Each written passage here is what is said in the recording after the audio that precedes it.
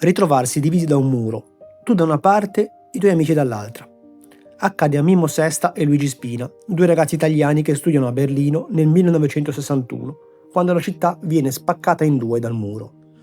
Berlino Est, sotto l'influenza sovietica, e Berlino Ovest, sotto quella occidentale, restano separate da due cerchie di lastroni di cemento armato, alte 3,5 metri, che arrivano a raggiungere i 155 km.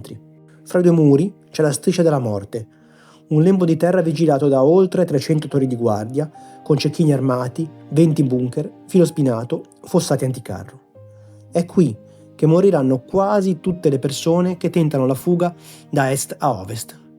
Negli anni si conteranno fra le 200 e le 250 vittime.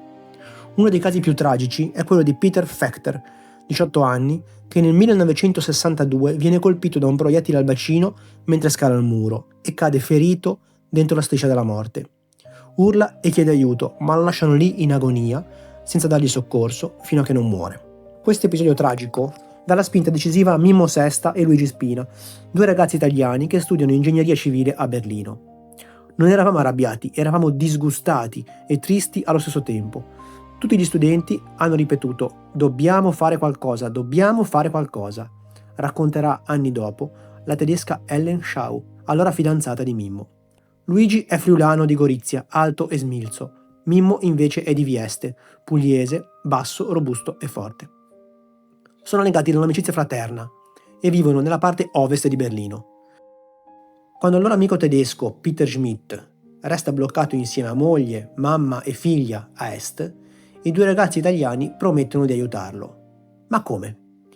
L'idea viene a Luigi quando sente parlare di un tunnel scavato per far arrivare a est le spie americane. Un tunnel, Mimmo, facciamolo con un tunnel. In Bernauer Strasse, a ovest, trovano una fabbrica distrutta dalla guerra, con cantine vuote dove lasciare i detriti. Il giorno dopo, sfruttando i passaporti italiani, arrivano nella zona est e individuano un palazzo perfetto come punto di arrivo. Gli italiani trovano l'aiuto anche di due ragazzi tedeschi, l'ex nuotatore e dissidente Asso Herschel, che deve portare oltre il muro sua sorella e diventa direttore dei lavori, e il geometra Uli Pfeffer, che vuole far passare la fidanzata ed elabora le planimetrie. Per scavare rubano pale e carriole da un cimitero. Vanno in profondità di 3 metri, poi in orizzontale, ma capiscono che un tunnel di quella portata non è solo un complicato progetto ingegneristico, ma richiede un enorme sforzo fisico scavando a braccia. Per farsi aiutare, mettono insieme 40 persone che lavorano a turni e lo scavo diventa una specie di miniera, con impalcature, monorotaia, areazione, linea telefonica, travature.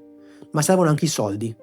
Finiti presto i fondi personali, contattano la televisione NBC, che accetta di finanziare il progetto in cambio dell'esclusiva sulle riprese. La notizia, abbastanza assurda, arriva alla CIA e poi a John Kennedy, che temono incidenti diplomatici con l'Unione Sovietica, ma non riescono a convincere la NBC ad esistere e devono piegarsi all'intraprendenza dei due italiani. Durante il lavoro il tunnel si allaga e i ragazzi perdono 2 mesi preziosi. Nel frattempo, la Stasi arresta quasi metà dei loro contatti a est. Quando il lavoro è finito, così, manca l'ultima persona, quella che dovrà andare a Berlino Est e accompagnare i fuggiaschi a prendere il tunnel. I ragazzi lo propongono a Helen, la fidanzata tedesca di Mimmo, anche se lei è claustrofobica e non ha mai preso una metropolitana. Ma Helen accetta, per amore di Mimmo e per aiutare le persone in fuga. Il piano degli italiani sembra un film di spionaggio. I fuggiaschi devono raggiungere un punto convenuto a gruppetti e in orari diversi. Lì troveranno una persona che legge un giornale che dirà loro di andare in un'osteria dove li servirà una ragazza con il rossetto. La ragazza è Helen, che il 14 settembre 1962 conduce i fuggiaschi in gruppi davanti a un portone, controllando che nessuno li segua e quindi li porta all'imbocco del tunnel. I fuggiaschi entrano a est con vestiti eleganti per non destare sospetti ed escono dalla galleria a ovest coperti di fango dalla testa ai piedi. Quando sbucano fuori, trovano Mimmo, Luigi e Asso che festeggiano e la NBC che li riprende in quello che diventerà una sorta di primo reality show. Anche Peter Schmidt e la sua famiglia riescono finalmente a tornare a ovest. I fuggiaschi che completano la fuga sono in tutto 29. Si narra che quando la CIA riferì a John Kennedy il successo del tentativo italiano, il presidente pianse per il loro coraggio e per l'emozione del risultato. Pochi giorni dopo, la Stasi scopre il tunnel e lo allaga, rendendolo inutilizzabile.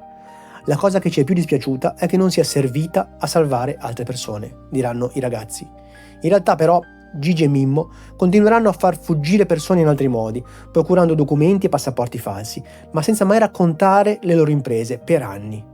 Si laureeranno proprio a Berlino e Mimmo sposerà la sua staffetta Helen, che dedicherà un libro all'impresa del marito e del suo migliore amico. Prima di morire, pochi anni fa, Mimmo Sesta e Luigi Spina hanno ricevuto la medaglia d'oro al valore civile. Il loro tunnel è stato soprannominato Tunnel 29, dal numero delle persone cui restituirono la libertà. Questa storia, in forma più estesa, è raccontata nel mio libro Come fiori che rompono l'asfalto, 20 storie di coraggio, pubblicato da Rizzoli.